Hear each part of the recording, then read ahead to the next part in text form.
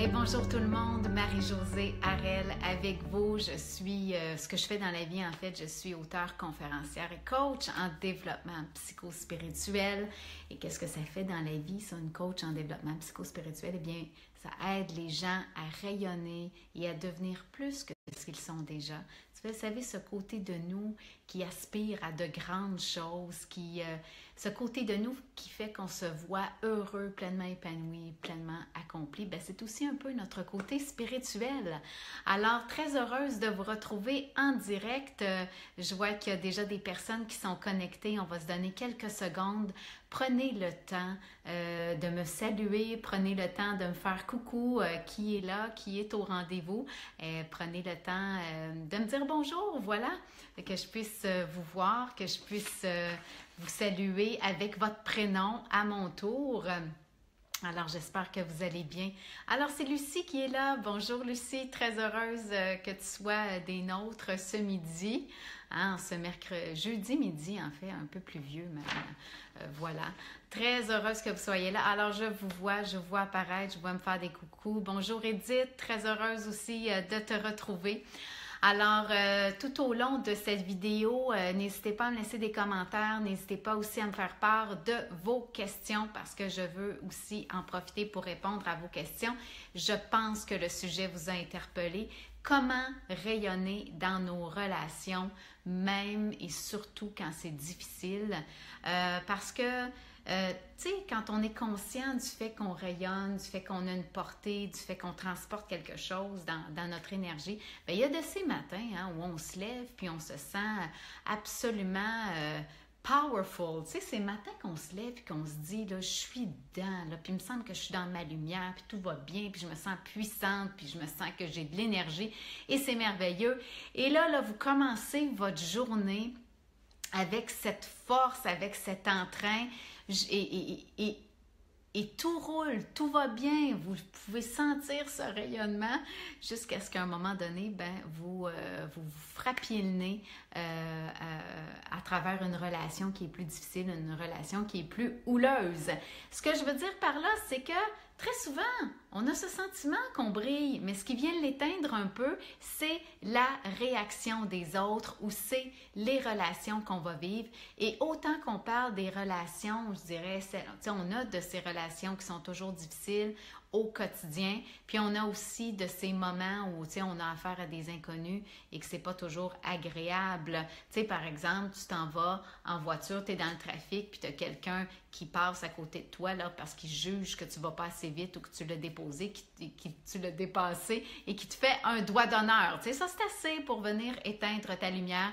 Ou encore, tu as aussi ces relations stables. Des fois, tu arrives au travail et c'est toujours le même collègue, la même personne avec qui tu as de la difficulté. Est-ce qu'il y en a qui se reconnaissent là-dedans en ce moment et qui disent « Oui, je pense à une personne en particulier ».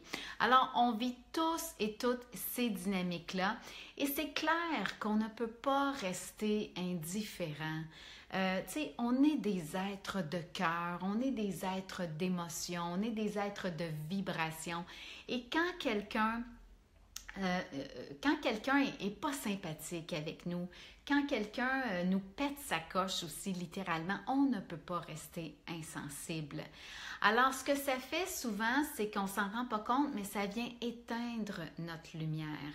Ça vient en fait faire en sorte qu'on se referme un peu, qu'on se fait une carapace et là, automatiquement, on rayonne moins dans toutes nos autres relations à ce moment-là à cause de ça. Alors, comment passer au travers ces moments? Tu sais, des fois, ça se passe vite, là. C'est une altercation avec quelqu'un qui va se passer pendant quelques instants.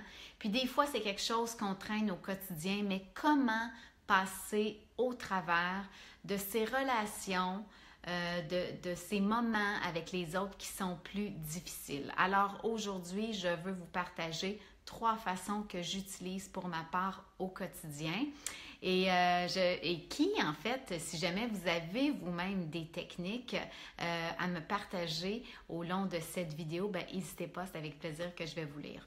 Donc, la première chose qu'il faut arriver à faire quand quand on se pogne avec quelqu'un. Mettons, on pourrait dire ça comme ça. Tu sais, on se pogne avec quelqu'un ou que quelqu'un est moins sympathique avec nous. La première chose, c'est de ne pas tout prendre personnel.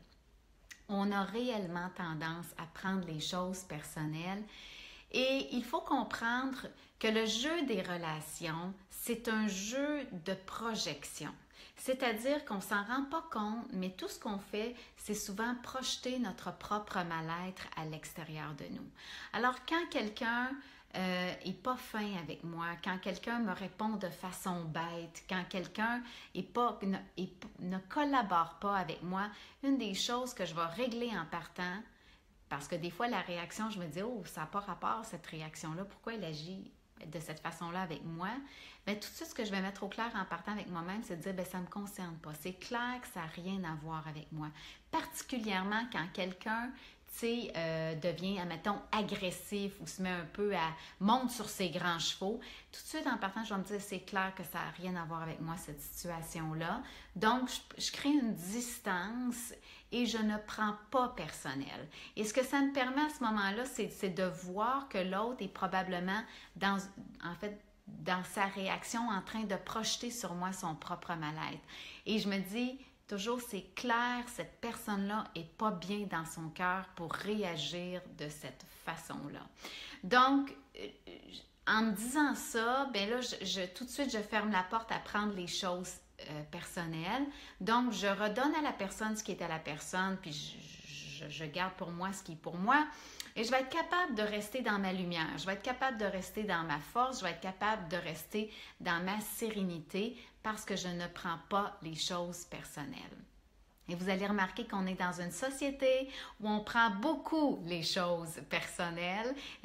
Combien de fois, tout simplement, vous envoyez un texto avec les meilleures intentions du monde et là, la personne à l'autre bout le poursuit de cette façon-là. Elle a lu quelque chose, à travers les lignes que vous n'avez pas écrites, puis là, elle monte sur ses grands chevaux. Alors, ne pas tout prendre personnel, c'est très certainement le premier moyen. Pour qui c'est facile, faites-moi signe comme ça de dire est-ce que c'est facile pour vous de ne pas prendre les choses personnelles? Vous pouvez me répondre juste par facile ou difficile, tout simplement. Deuxième truc que je vais utiliser, surtout quand c'est question d'une attitude continue chez quelqu'un. Tu sais, on le sait, là, des fois, avec cette personne-là, c'est toujours difficile. Avec cette personne-là, on se coince toujours à cause des mêmes choses, à cause des mêmes sujets, à cause des mêmes dynamiques. Fait que ça peut être tout simplement soit votre conjoint ou encore votre enfant ou un collègue de travail. Alors, moi, je vais m'arrêter à voir la réelle intention de l'autre. Tu sais, des fois, ça se fait toujours vite quand la tension monte entre deux personnes. Et là, moi, je me retire l'espace de quelques secondes et la question que je vais me poser, c'est est-ce que cette personne-là a l'intention réelle et consciente de me blesser actuellement? Est-ce que cette personne-là s'est levée ce matin en se disant, bon, à qui je vais faire de la peine aujourd'hui? Qui est-ce que je vais écœurer, comme on dirait en bon québécois, aujourd'hui? Et très souvent, dans 99,9% des cas, la réponse est non. Et je suis en mesure de voir que c'est pas son intention de me faire de la peine. Et qu'il y a probablement une dynamique chez elle dont elle n'est pas consciente, puis elle ne se rend pas compte que ça blesse les autres personnes. Et là, encore une fois, je remets les choses à leur place et j'arrive à changer de perception. Je me dis, encore, elle doit être vraiment malheureuse ou elle doit être prise avec un pattern duquel elle n'arrive pas à se libérer ou elle doit avoir tellement de difficultés à se laisser aimer ou elle doit vivre beaucoup de solitude pour agir de cette façon-là. Alors, je vais créer une distance, je vais redonner à la personne ce qui lui appartient, garder ce qui est pour moi à travers ça, tout simplement en essayant de voir sa réelle intention. Et quand je me rends compte que sa réelle intention n'est pas de me blesser, de me faire de la peine, bien, tout à coup, je suis vraiment capable d'avoir de l'empathie puis d'avoir une forme de bienveillance pour cette personne-là. Alors, il y en a qui me disent que c'est difficile, les relations, que vous y travaillez chaque jour, et je vous comprends parce que c'est la même chose pour moi. Troisième chose, troisième truc que je vais utiliser quand les relations sont houleuses, Et c'est quelque chose que je fais vraiment depuis longtemps. C'est tout simplement d'ouvrir les bras. Et là, ça ne veut pas dire que je vais le faire là, de façon physique, d'ouvrir les bras. Parfois oui, parfois non. Mais ça fait vraiment référence au fait que quand une relation est difficile, on a tendance à se fermer. On a tendance à se croiser les bras et à se fermer à l'autre inconsciemment. Alors moi, je vais opter pour l'attitude inverse, ouvrir les bras. Donc, devenir totale ouverture et devenir total accueil. Même sans rien dire, c'est ça qui est important ici. C'est même pas une question de faire des gestes ou de dire des paroles, c'est une simple question d'attitude. Et pourquoi ouvrir les bras, devenir accueil, devenir ouverture va changer les choses? C'est parce qu'on sait maintenant que le cœur émane un champ électromagnétique qui peut être mesuré jusqu'à 8 pieds au-delà de nous. C'est ce que les scientifiques du HeartMath Institute nous disent. Donc, c'est un fait scientifique et mesuré jusqu'à 8 pieds parce qu'on n'a pas les instruments pour le mesurer plus loin encore. Mais je sais que quand je décide d'être dans un état d'ouverture, c'est tout mon rayonnement, donc tout mon champ autour de moi qui va être teinté de ça. Parce que ce champ magnétique change en fonction de nos émotions. Alors, je veux la dégager, cette émotion d'ouverture, cette émotion d'accueil, et inévitablement, cette personne-là se retrouve souvent dans ce champ, très près de moi, et il va se passer quelque chose. Il va se passer quelque chose dans l'énergie, dans le non-dit, dans le non-verbal, qui va très souvent aider à faire baisser la tension.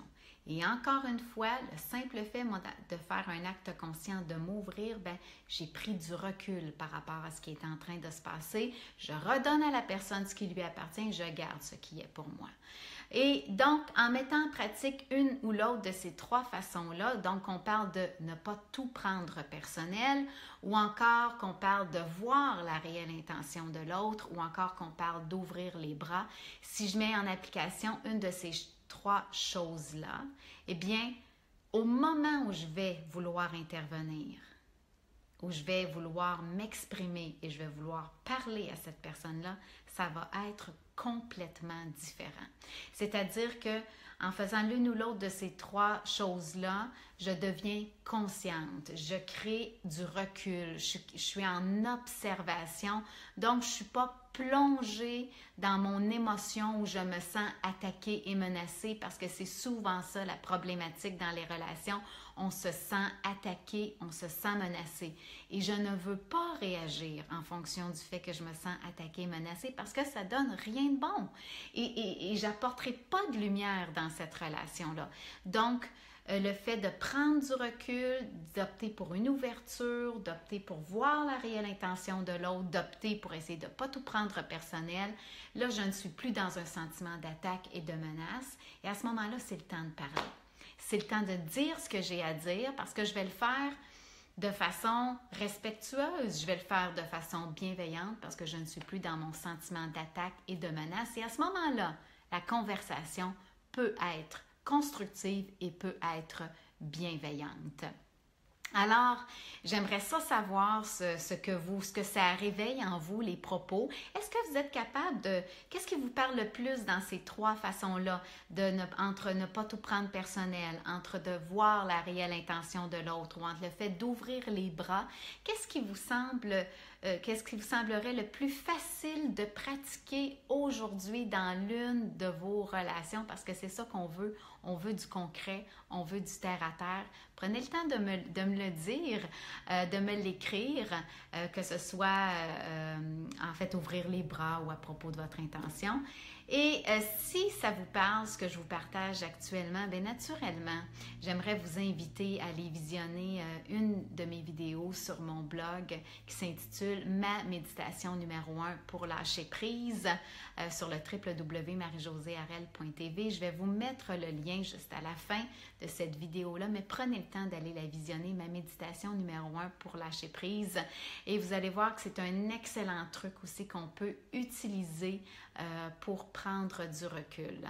Alors, j'ai passé un très beau moment avec vous, naturellement, et j'espère en tout cas que vous avez pu sentir l'effet que ça peut avoir que d'être au niveau du cœur. J'espère que ça vous fait, que ça vous aide actuellement dans une relation difficile que vous vivez. Et si vous trouvez ça pertinent, n'hésitez pas à partager cette vidéo, bien entendu. Et sur ce, je vous souhaite de briller dans vos relations.